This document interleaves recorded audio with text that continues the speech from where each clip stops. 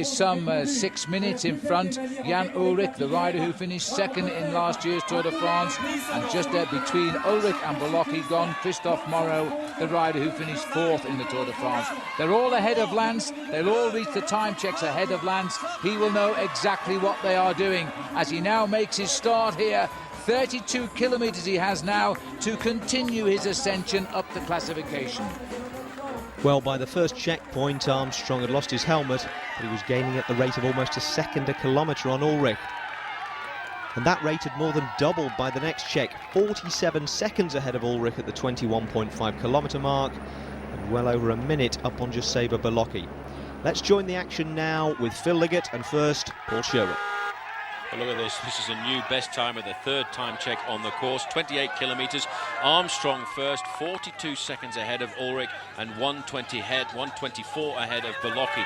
In fact, Armstrong has lost time to Ullrich over that second sexter. It's only 5 seconds, but right now it may well be a big battle over the last 3 kilometres.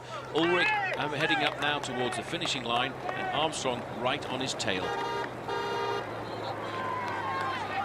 There they come through this corridor of noise now as he closes down, and will be very interesting to see just how well now Jan Ullrich has arrived at the finish as he gets 500 metres to go.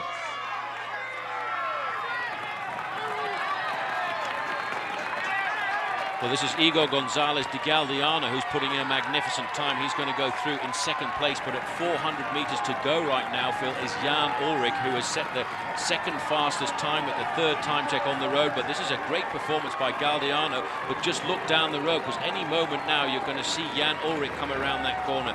Time to beat is still of Roberto Laiseca. This man is not going to do that. He's slipping away, and let's hope that there's no confusion and the road is kept clear for Jan Ullrich. Third best time for this man, Igor Gonzalez de Galdiano, and here's Big Jan. Big Jan has taken 5 seconds out of Armstrong over the last kilometres between the 2 time checks. Is he finishing better and closing the gap rather than Armstrong opening it?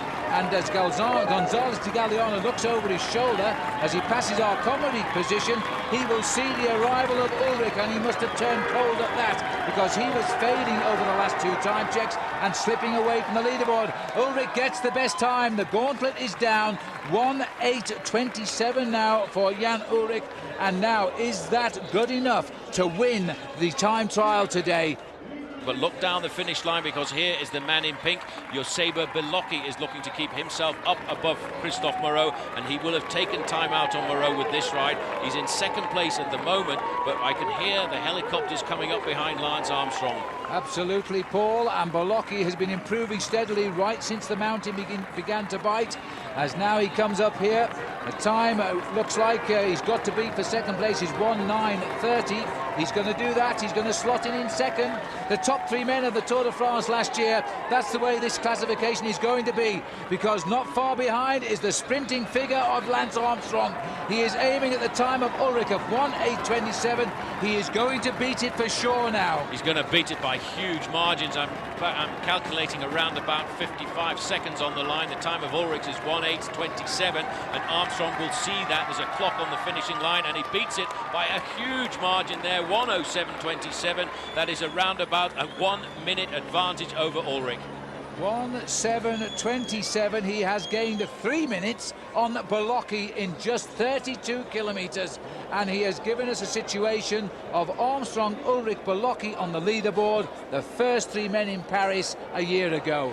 Absolutely remarkable. 1, 2, 3 from last year, and that will be the result of the time trial, Phil, because although there are still 3 other riders out on the course, Kivilev at 28 kilometres has already lost 5 minutes and 19 seconds to Armstrong, and the man in yellow is going to lose an awful lot more than that. He'll still be in yellow at the end of the day, but what an incredible ride by Lance Armstrong here in the time trial.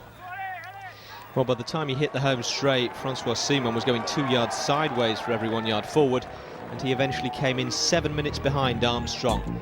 But that was no disgrace. For the second day running, everyone had come in behind Armstrong. The only important issue was by how much. The good thing about the last 2 days is that I think they'll bring the team up. No doubt the team has had a lot of bad luck, had a little bit of bad morale, and 2 stage wins in a row probably ought to help that. And they know like I know, and that the yellow jersey's close. We can smell it, and when you can smell it, then it's good. To be fair, after a 32-kilometre mountain time trial, most of the crowd at the finish line could probably smell it. How many of them